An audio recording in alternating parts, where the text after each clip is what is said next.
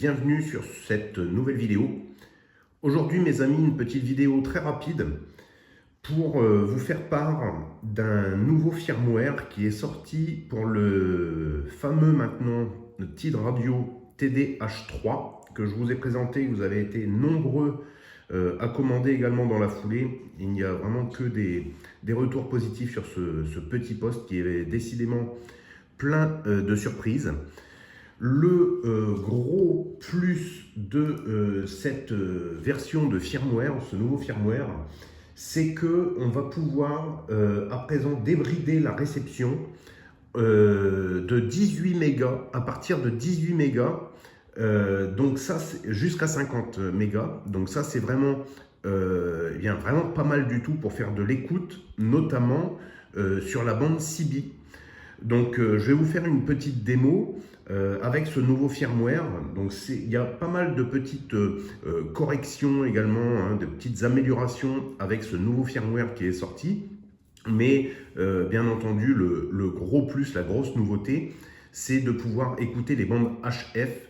Donc ils l'ont débridé directement. Je précise qu'à la différence du Quansheng où c'est de la bidouille de firmware qui a été rendu public, là c'est directement la marque TID Radio qui a décidé de sortir un firmware avec une plage étendue en mode VFO.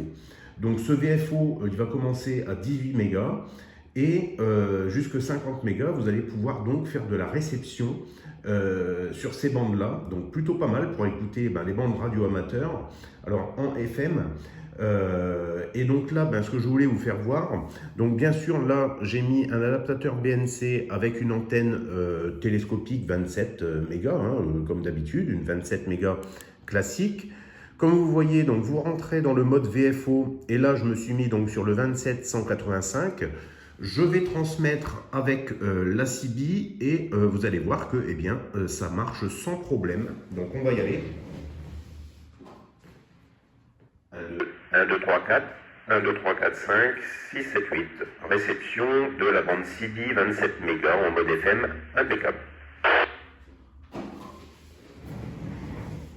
Voilà, donc vous voyez que ça fonctionne, impeccable. Donc avec une bonne antenne et vous allez pouvoir écouter la bande CB avec ce TID Radio TD-H3.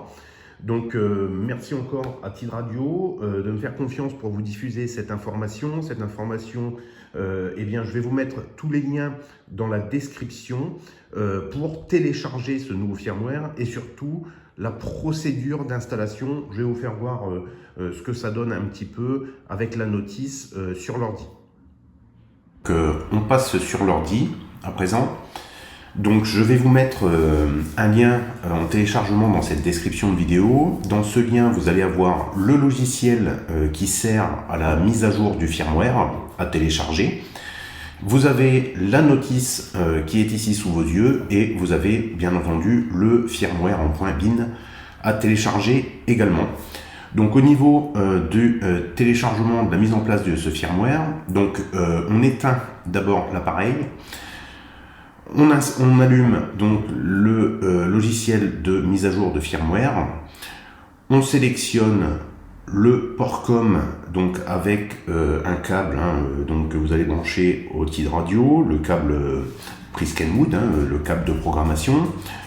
Vérifiez bien qu'il est bien enfoncé. Ça c'est quelque chose qu'il faut bien vérifier. Donc vous appuyez bien sur la prise du câble Kenwood. Vous allez sélectionner le bon port COM.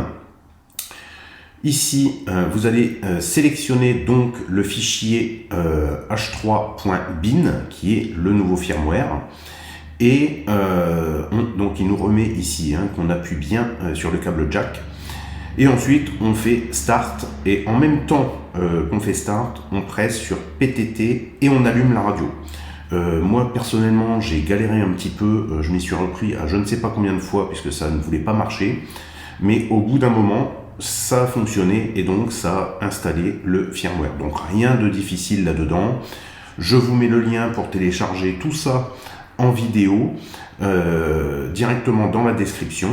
Et puis vous allez pouvoir procéder donc à la mise à jour de ce nouveau firmware. Voilà.